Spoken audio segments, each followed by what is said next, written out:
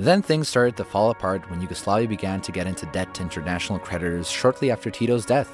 In 1984, while the eyes of the world were pointed at Sarajevo, where the Winter Olympic Games were being held, the Reagan administration was specifically targeting the Yugoslav economy in a secret memo, National Security Decisions Directive 133, which stated that U.S. policy will be to promote the trend towards a market-oriented Yugoslav economy.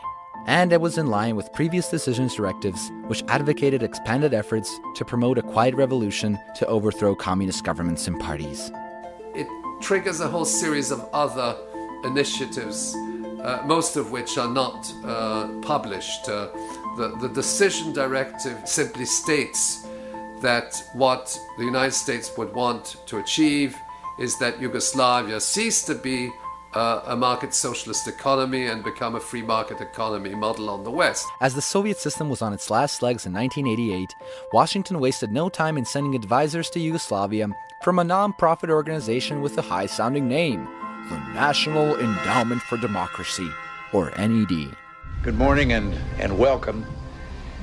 It's good to have you all here to help celebrate the launching of a program with a vision and a noble purpose. The establishment of the National Endowment goes right to the heart of America's faith in democratic ideals and institutions. However, Alan Weinstein, who planned the NED, told the Washington Post in 1991 that a lot of what we do today was done covertly 25 years ago by the CIA. This basically means that the NED was really a sort of CIA spin-off. Instead of having just the CIA going around behind the scenes and trying to manipulate the process secretly by inserting money here and instructions there and so forth, they have now a sidekick, which is this National Endowment for Democracy, NED. Thus, the NED started handing out generous bribes in every corner of Yugoslavia, financing opposition groups, buying up hungry young journalists with dreams of a new life, and financing trade union opposition, pro-IMF economists, and human rights NGOs. The National Endowment for Democracy also controls and pays for the Center for International Private Enterprise, which in turn funded the G17. Who were the G17?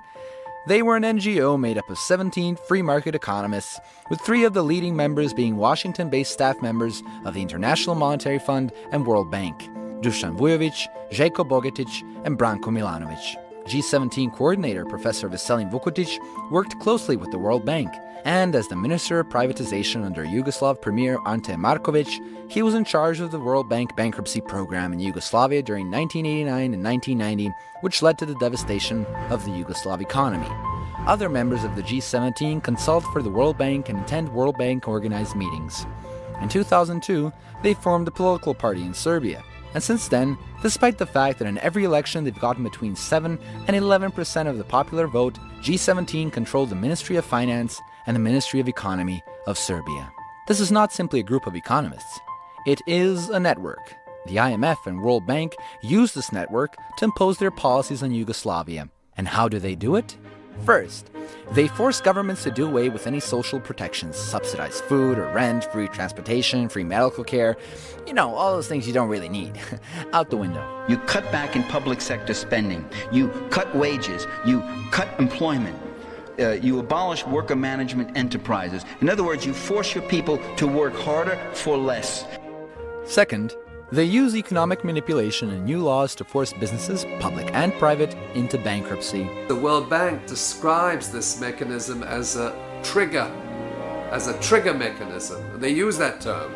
They say we need to trigger the bankruptcy of Yugoslav industry. Then, these businesses are taken over by a small clique of leveraged buyout speculators and other powerful foreign economic interests. They purchase the businesses at rock-bottom prices. Creditors could simply take hold of these enterprises within a 45-day period, and either the enterprise had to close down or it was privatized. This is called privatization through liquidation. World Bank data confirms that under Vukotic's direction from January 1989 to September 1990, more than 1,100 industrial firms were wiped out. The standard of living declined 18% between January and October 1990. This downturn raised unemployment to 20% and thus increased tensions between the republics. Impoverished the population through these sweeping IMF reforms, which in turn contributed to heightening social and ethnic strife. So you have dissatisfaction of everybody, and everybody's looking for a guilty party.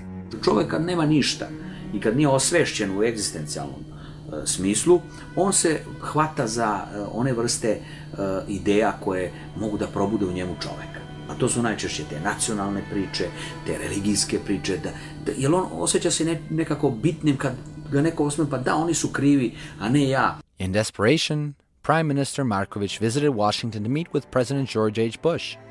He said that rising tensions among nationalities would be a consequence of his austerity privatization plan. So he asked for $1 billion in aid and said that if aid didn't come, there would be trouble. And we all know the Americans didn't want any trouble.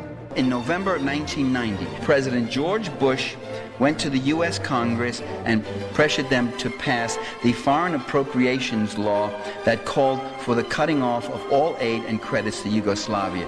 The law also demanded that if any republic in Yugoslavia wanted further U.S. aid, it would have to break away from Yugoslavia and declare its independence. Okay, it's not a conspiracy theory, it's not my speculation, it's not my analysis, it's a public law. It's a public law. It required the U.S. State Department approval of election procedures and results in every one of the republics. It required that the republics do not hold national elections, but hold elections only in their own republics, and that the aid would go to individually to those republics. And when the aid did go, it went to those groups which the U.S. defined as democratic groups, which meant small right-wing ultra-nationalist and even fascistic parties. This fracturing of Yugoslavia was not the result of pre-existing internal divisions. Those internal divisions were heightened as a result of an outside intervention. By